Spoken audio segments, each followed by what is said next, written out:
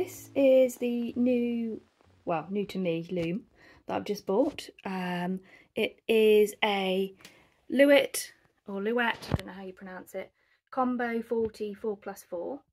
And I believe the 4+4 really is to do with the harnesses that when you initially bought the loom, it came with 4 harnesses or shafts.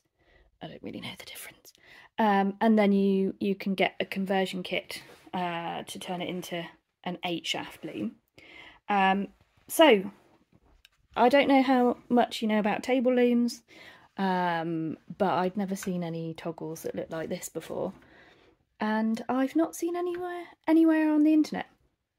And I've contacted a supplier and they have no idea either. So if you know anything about these, yeah, let me know in the comments, because it looks like they are specifically designed to do that. But then you would expect this part to have 8 grooves for where you put in the 8 pegs, and they're not quite in the right place. So I don't quite know whether, you know, why that is, why it's not just 8 slots if it was designed by Louet. So, you know, maybe it's just a random thing that the person who had this loom before decided to do.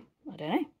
But they seem to work okay at the moment. I mean, I don't know quite what they're supposed to do, but they seem to mostly work quite smoothly. There's one that's a little bit harder to move, but I'm going to change these because I think they're a bit grubby and they need a bit of a change.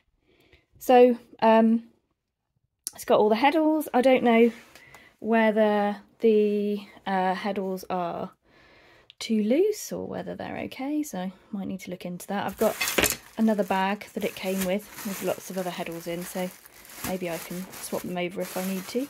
But they look, you know, well, to an untrained eye, they look okay. I've got these sticks, which I presume are something to do with you use them for the warps, but something I'll have to look into. And I've tested, before I bought it, I tested the tension, and that seems to be working okay. I think I'm going to need to get some more of this cord because it's a bit grubby in places. So yes, so that's good. I sure can do that. And also I have the reed, which I can attach. It's not attached at the moment. I have tried to clean it because it's got some rust on it. So I'm gonna, I've been recommended by a friend who's got looms to try some fine wire wool, so I'll try that. But otherwise, you know, I might just pay 40 something quid and get a new one. I think this is a 10 dent one, just from kind of having a tape measure up against it. But I don't exactly know, and I don't really know what kind of one I'm going to need, so more research. But overall, it's in pretty good condition. It's going to need a bit of a clean. It's a bit dusty. It's been in a lady's loft for quite a long time, I think. But I'm quite excited. I'm excited to learn the history of it. Slightly nervous about learning how to, you know, thread the loom and kind of what these heddles are supposed to be doing, like how you kind of keep them in order, and, or not in order, but how you keep them sort of evenly spaced and stuff.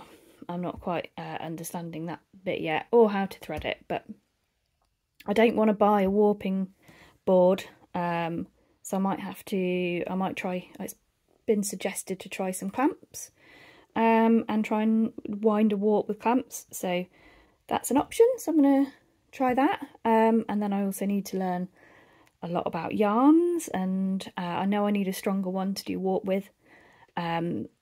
But yeah, it's all new at the moment, and yeah, maybe you can come with me on my journey to work it out, and maybe it will help other people that are completely new to weaving to know where to start with it. So, but yeah, this is my I'll have to think of a name for my new loom, and yeah, I've said I will send the lady who I bought it off, I'll send her some images of what I weave when I get going, if I ever get to that point.